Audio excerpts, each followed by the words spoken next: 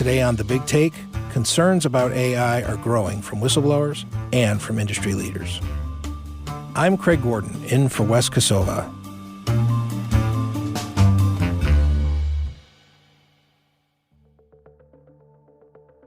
Artificial intelligence, or AI, has been getting quite a bit of attention lately. Even as it promises to revolutionize the way we think and work, AI is positioned to bring headaches as well. Pictures online of a bombing at the Pentagon in the US, and it was AI generated. But obviously so many people very quickly panicked, thinking there'd been a bombing. There hadn't been. AI has even infiltrated music now. There's a new song, I don't know if you heard about, by Drake and The Weeknd, that wasn't made by Drake or The Weeknd. It was created by artificial intelligence. In March, thousands of tech leaders signed an open letter calling for a pause in AI development. Even more recently, 350 industry leaders signed a second open letter urging caution. Their letter was just one sentence. Mitigating the risk of extinction from AI should be a global priority, alongside other societal-scale risks, such as pandemics and nuclear war. How realistic is this ominous warning? I spoke to Bloomberg AI reporters Dina Bass and Rachel Metz to find out. I would love to hear from you, Dina, a little reality check. What is AI capable of doing right now? What is it not capable of doing? How can we put this technology to use for, humankind on an individual basis? AI is not new, and we've been talking about both promise and the challenges and concerns of lots of different types of AI for a number of years. What has happened in the last year that has started the current hype, churn, and excitement cycle that we have is something called generative AI. And the difference in terms of what we're talking about here is that there are AI algorithms, AI models that basically suck up a lot of information, pictures, art, text from across the internet, from Reddit and social media, things like that. And what these models do is use all of that information to generate new content in some respect. And so when you start talking about a picture that purports to be an explosion near the Pentagon, that's new content that's created in some way by the artificial intelligence systems. What people are getting a little tripped up in, though, is that, people will use these sort of human-like terms for what the AI is doing. They'll anthropomorphize things because it's the easiest way to understand it. And they'll ascribe kind of human-like intelligence to these systems. They are not human. They are not thinking. They aren't producing art. What they're doing in many cases is making predictions, making guesses, generating things that are sort of an imitation of the other things that they've seen. And so we need to be very careful to understand that it's definitely not human. It's not even human-like. That said, as we've seen some examples, it can sort of mimic human speech. It appears to mimic sort of human thought. How can people sort of draw the distinction? How do we tell the difference between a human and an AI voice that sounds like a human? That's a real concern. I think people are grappling with what we're going to do there. At the beginning of the Senate hearing to talk about the artificial intelligence, Senator Blumenthal had ChatGPT from OpenAI write his introductory speech, and he had an audio generation artificial intelligence algorithm actually speak it, sounding like it was him. And how the lack of transparency can undermine public trust. This is not the future we want. If you were listening from home, you might have thought that voice was mine and the words from me. But in fact, that voice was not mine. The words were not mine.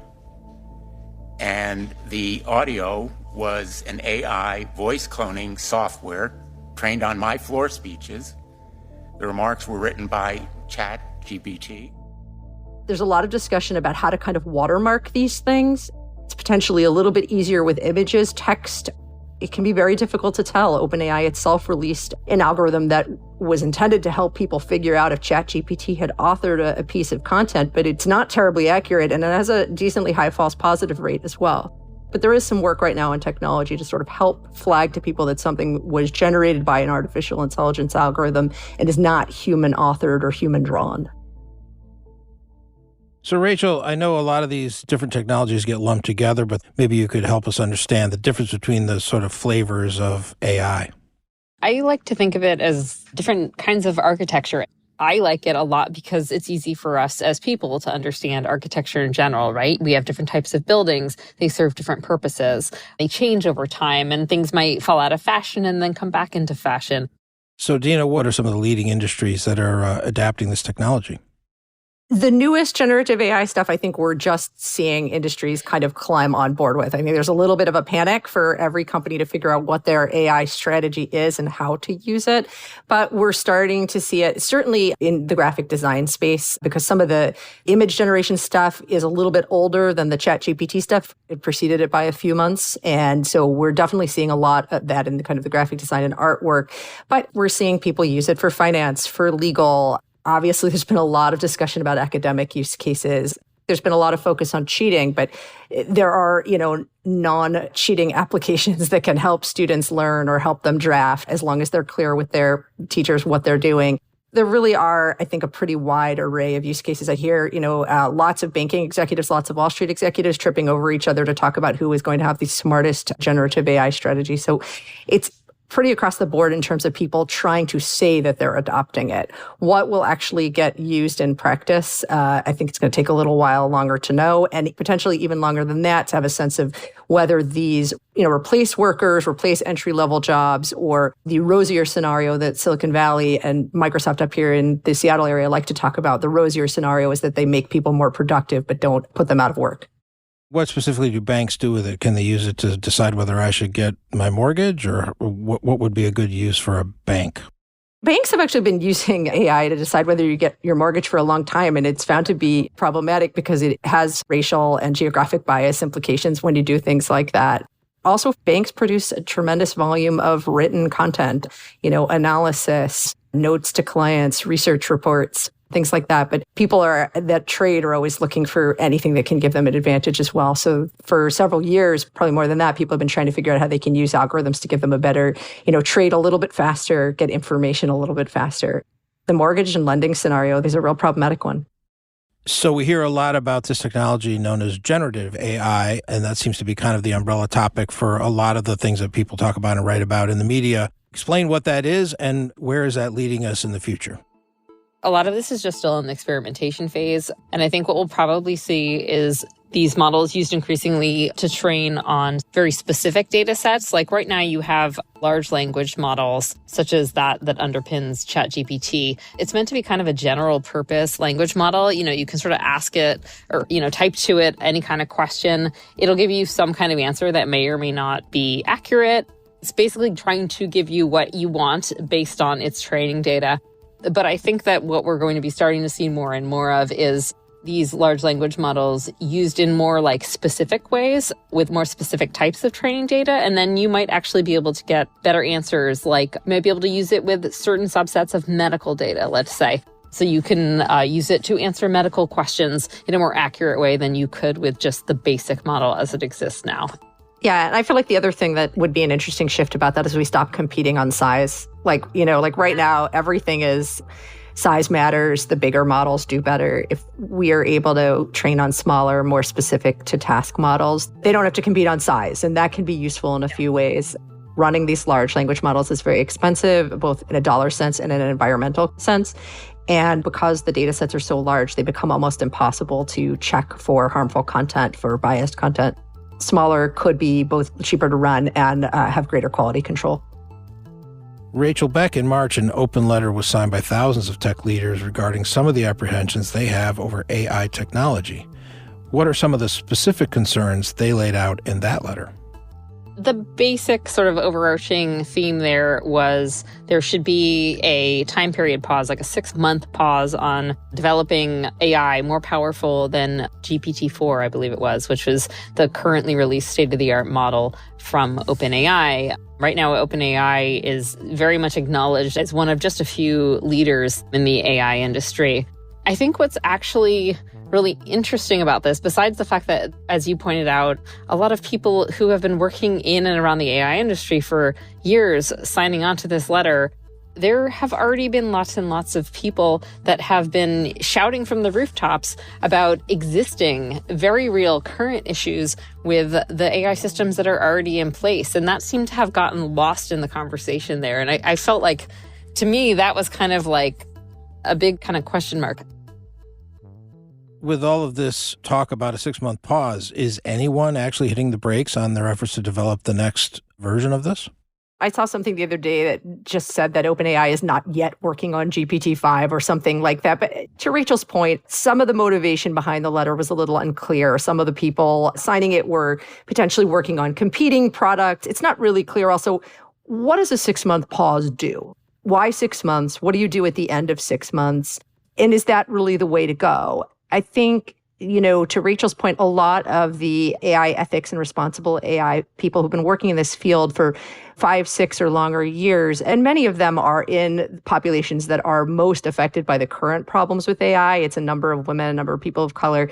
Many of them have been calling for slower approaches for a long time, asking companies developing these things to take the time to make sure that products are responsible, that don't cause serious harm before they release them, and also calling for regulation of some sort by various governments. So there's been a call for a while to slow down and make sure that you're not going by the typical tech adage of move fast and break things. But the idea of a specific 6-month pause and then what? And how would you even enforce that 6-month pause?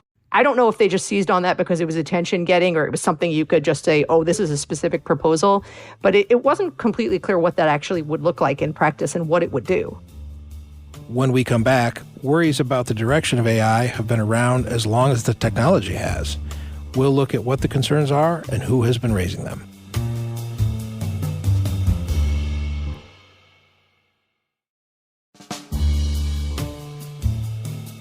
I want to go a little bit deeper on this idea. One of these whistleblowers, if we can call them that, Timnit Gebauer from Google, was probably one of the most prominent early critics of this for some of the reasons that you cited, related to the questions of whether women and people of color would be treated fairly or treated responsibly by some of these technologies. Dina, maybe you could tell us a bit about her story and what her concerns were. So she was one of the pioneers of sort of looking at the harms of various AI systems. She co-authored with Joy Buolamwini a landmark paper in 2018 that showed that a lot of the most popular facial recognition products were just performing spectacularly badly when they were looking at images of people of color in general, but particularly women. And she was at Microsoft at that point. She moves to Google, and along with Margaret Mitchell, they co-found an ethical AI group at Google, and they start trying to make Google's AI scientists pay more attention to some of the problems in the algorithms that they were working on. This ultimately ends up in her dismissal from Google. Several months later, Margaret Mitchell is also dismissed from Google, basically decapitating this ethical AI group. One of the things that this sort of raises is some of these, people that are now speaking up about concerns in the AI work, including Geoff Hinton, who's one of the, the pioneers of the current generation of AI that we have, are Google people. And they're, waiting essentially to 2023 to speak up about this, and did not, as in any way that I know of, really back or stick up for or anything else the people that were at Google several years ago that were very much whistleblowers in the truest sense of the word, and that they were fired for airing their concern. And so what is Google's response to all this? So there is, a dispute about what happened between Google and Dr. Timnit Gebauer.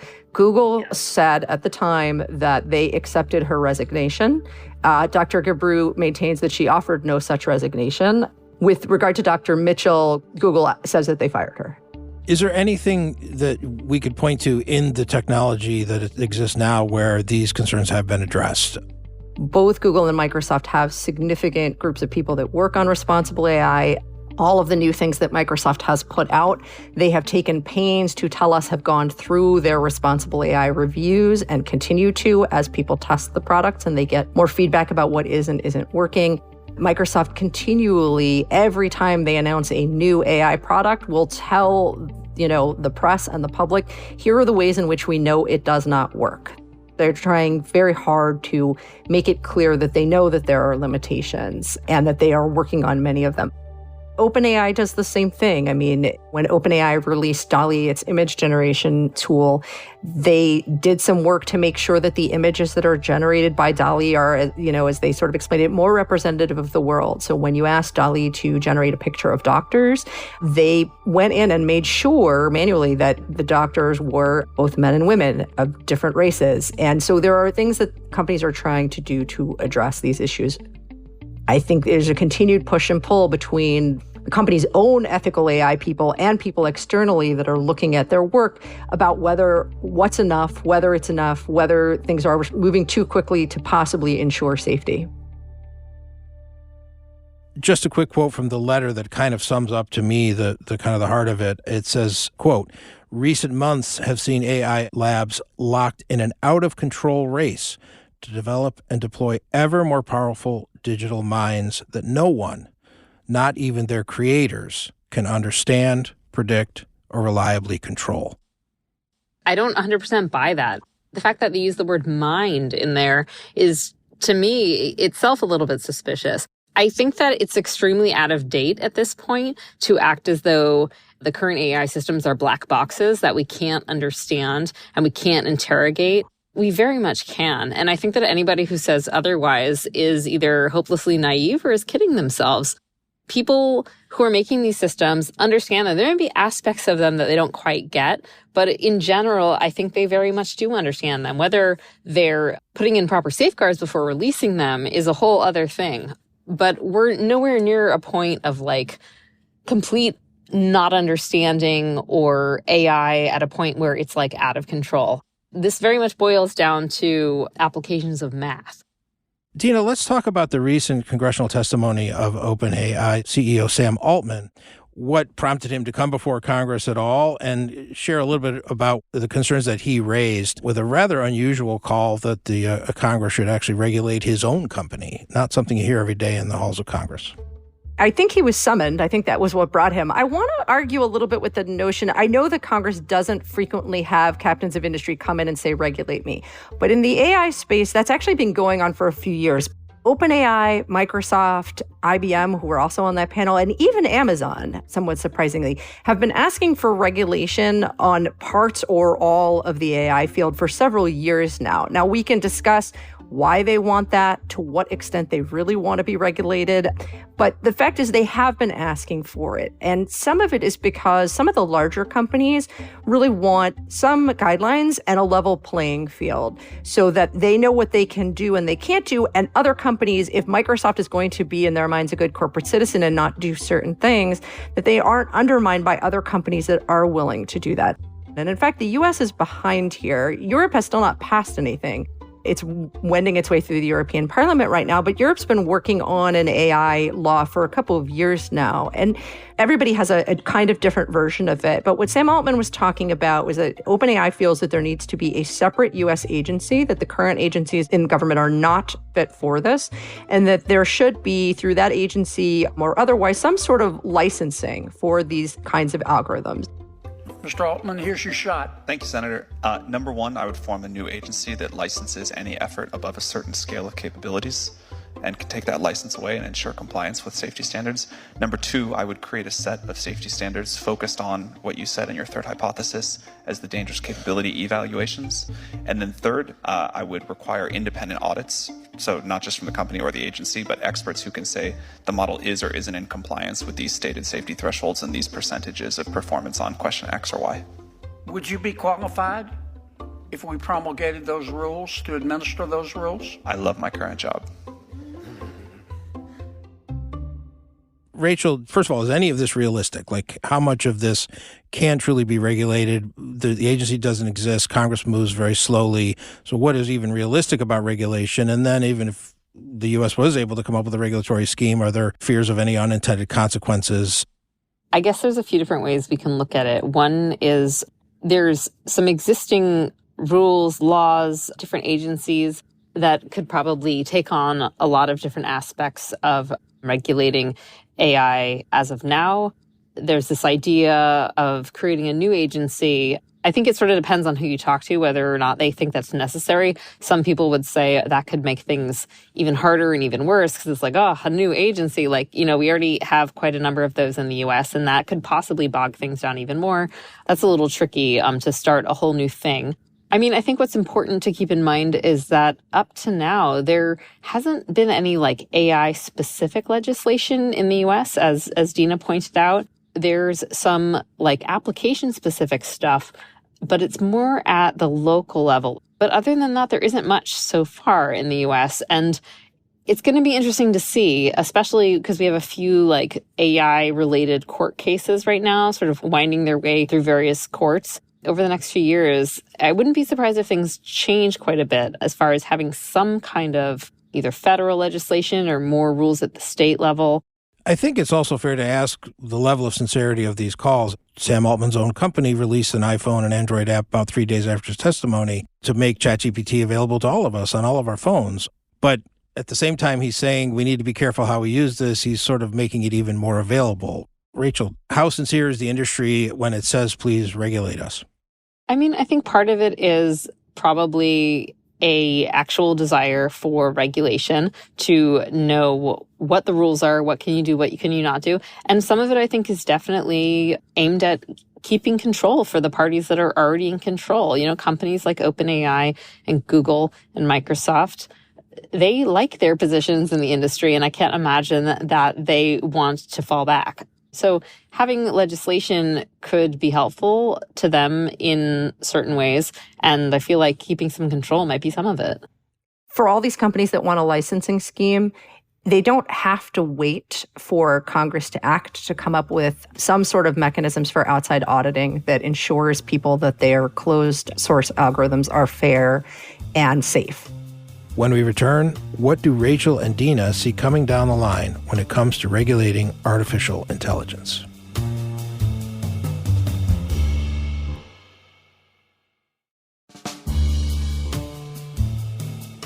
As all of our listeners think about these topics, and I think they're on a lot of our minds, what are you watching for in the next weeks and months as this story continues to unfold, whether it's on the regulatory scheme, the new technologies that might come out, the new uses we might learn about? Dina, why don't you go first? Tell us what you're watching for right now.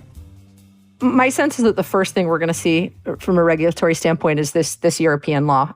One of the things that Sam Altman suggested is that if we do something in the U.S., it shouldn't impact every single kind of AI in the same way.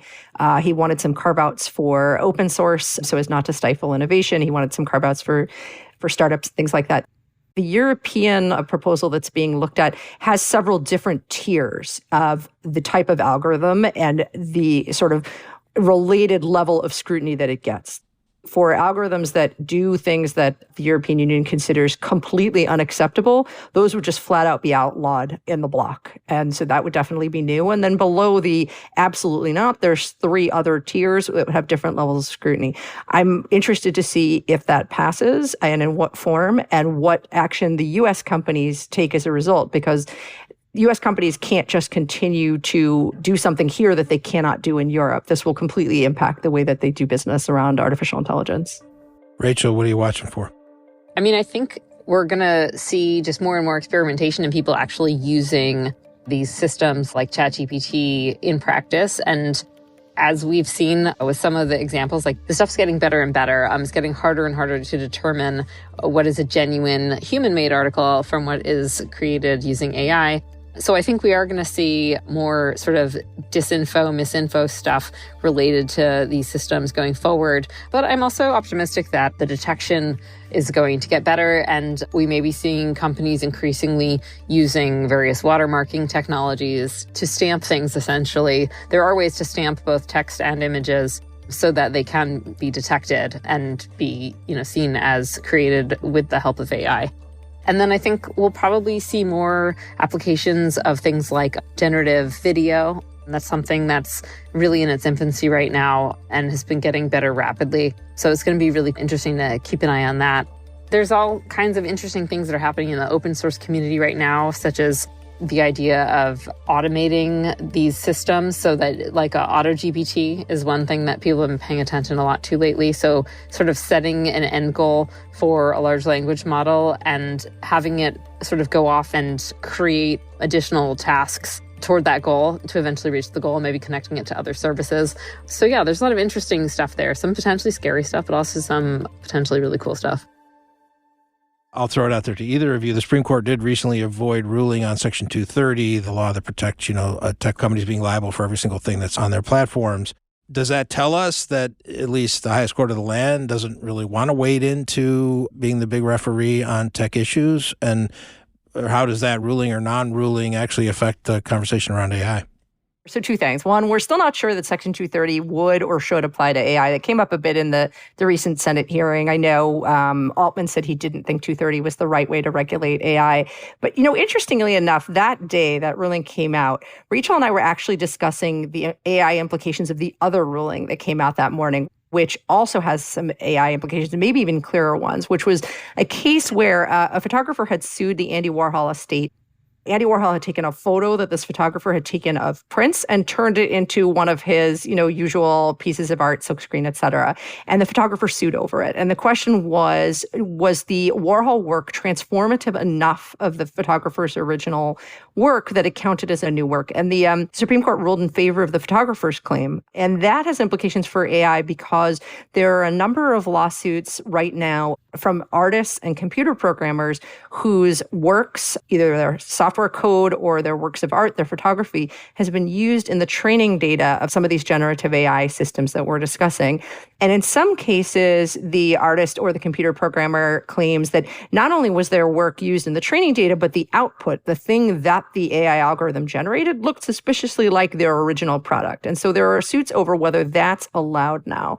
And the companies that create these AI models are basically making a fair use argument that they are allowed to use these things in the training data, that they're transforming it into something else, that it doesn't resemble the original work. So, Rachel and I were actually spent a lot more of that day discussing that Supreme Court case's implications for AI models rather than the Section 231. Well, I want to say thank you to our two guests today, Dina Bass, who covers Microsoft and AI for Bloomberg News, and of course, Rachel Metz, who covers AI for us as well. Thank you so much for joining me. Thank you for having us. Thank you. Thanks for listening to us here at The Big Take, a daily podcast from Bloomberg and iHeartRadio. For more shows from iHeartRadio, visit the iHeartRadio app, Apple Podcasts, or wherever you listen. And we'd love to hear from you. Email us questions or comments to bigtake@bloomberg.net. Our supervising producer is Vicki Vergolin. Our senior producer is Kathryn Fink. Our producer is Rebecca Chaisson. Our associate producer is Sam Gebauer. Raphael Amsili is our engineer. Original music by Leo Sidran.